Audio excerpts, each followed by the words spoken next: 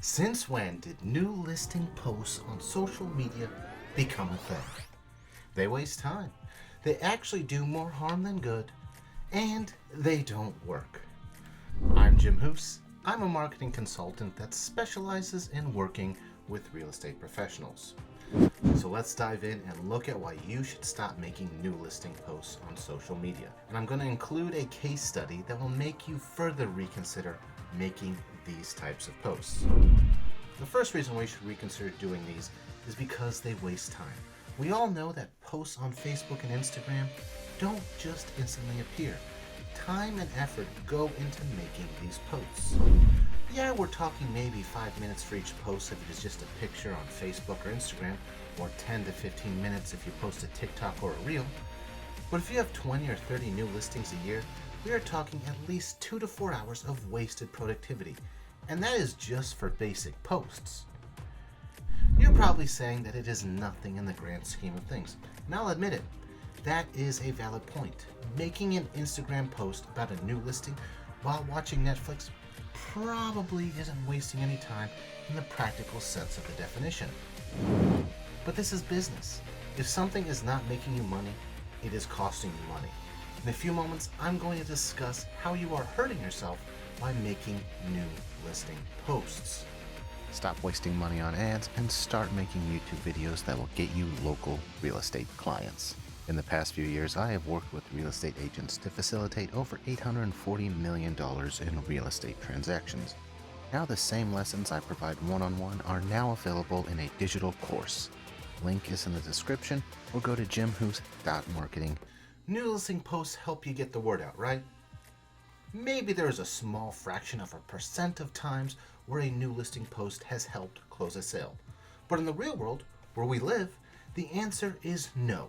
For most people, most of the time, a new listing post does absolutely nothing to help your listing get sold. Here's a quick introduction to how social media works. These platforms want to keep users on them as long as possible so they can put more ads in front of these users. To make that work, the social media platform does its best to show users content that they will like and interact with. Have you ever noticed that when someone announces an engagement or marriage or pregnancy or birth, that those posts have a lot of likes and interactions? Have you also noticed how a few weeks after these posts, you start seeing posts by that person a bit more than usual? The algorithms are really simple. If a post is popular with people that have similar interests as you, it will be suggested to you.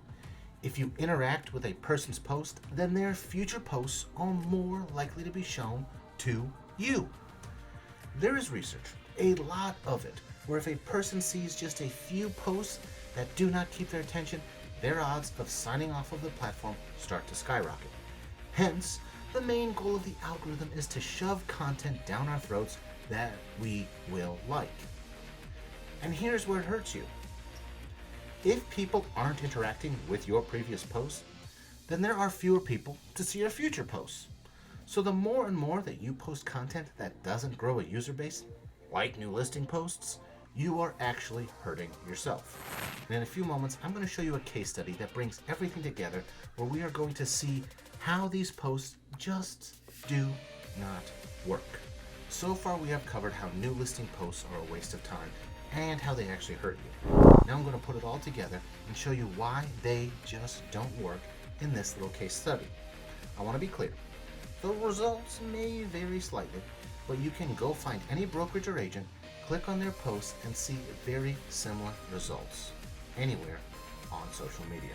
I did myself a random search on Facebook for new listing posts from a few months back, because there is a small chance that a new post may go a bit viral. Unlikely, but it is possible. I came across this post that is almost 4 months old to the day of this video being posted. Beautiful photos. Beautiful write-up about the property. The brokerage has over 4,000 likes and followers, which is an impressive number for a small local business. And 13 people liked the post. 13 of over 4,000 people that follow this company liked this post. 13 out of 4,000. A modest, and I mean modest, 0.325% of the followers of this company's page liked this post. And the post is actually pretty good. So there should have been a heck of a lot more likes. This isn't even the case study. Things are about to get worse. If you still think these types of posts are worthwhile, look at this. I did some digging. Of the 13 people that interacted with this post, 6 of them, the people in the red, publicly display on their profile that they are part of the real estate industry. So they are probably not that interested in buying this house. Of the 7 remaining people that are not part of the real estate industry, one of them is a spam account and the other is the last person in the world that will want to buy this house because they are the seller. Up to 5 people that interacted with this post may be potential buyers. Now let's bring everything back together with this property and its new listing post. Granted, it is a rather short post, but time went into writing it for the up to 5 possible buyers that interacted with the post. Now this part actually shocked me, but there are different photos posted in the Facebook post and the Zillow listing. So someone put in time and effort, possibly extra money, to post unique photos on Facebook for 5 potential buyers that interacted with the post. And here's how the post ended up hurting the company.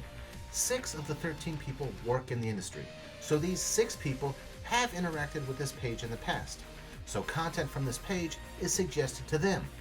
Facebook sees that people in the real estate industry are interacting with this post, so it gets disproportionately suggested to real estate professionals and not potential buyers. On top of that, the seller, who has no need to buy the house, will get future posts suggested to them, and of course the bot account, which is not a person, will get future posts suggested to it. Next time you're on social media, look at the new listing posts. The only people that ever really interact with these posts are other real estate professionals that think they are helping out by liking and commenting. Alright, that is going to round out this video. My class on how to post videos on YouTube to get views that will grow your business is out now. Link is in the description. And of course, click the link, at least join the mailing list for free weekly emails with marketing tools and information to grow your real estate business on YouTube and social media. There will be updates on new classes being released and of course other marketing news. And once again, I am Jim Hoos, a marketing consultant that specializes in working with real estate professionals. Please hit that subscribe button so you can get more information on how to grow your business in the real estate industry on social media and YouTube. I'll catch you guys later. Bye. If it isn't out now, it will be soon. I have a course about using social media so that it works for you. It covers Facebook, TikTok, and Instagram. If you buy the YouTube course before the social media course is released, you will get a chance to buy the social media course less than the bundle pricing discount as an early adopter. For everyone else, the courses can be bought separately or as a bundle. The courses are priced to be affordable, but there are options to use buy now and pay later services. Alright, I'll see you in the next video, everybody.